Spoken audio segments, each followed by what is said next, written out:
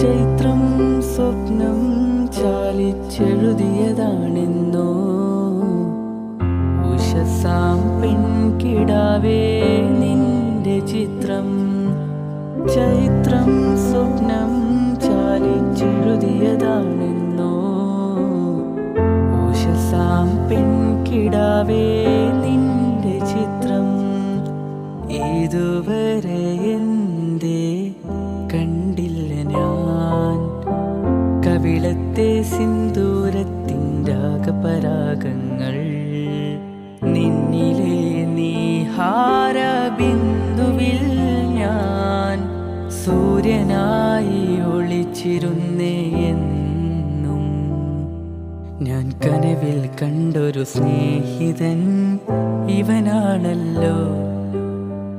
എന്നുള്ളു തുടിച്ചതും ഇവനെ കാണാനല്ല.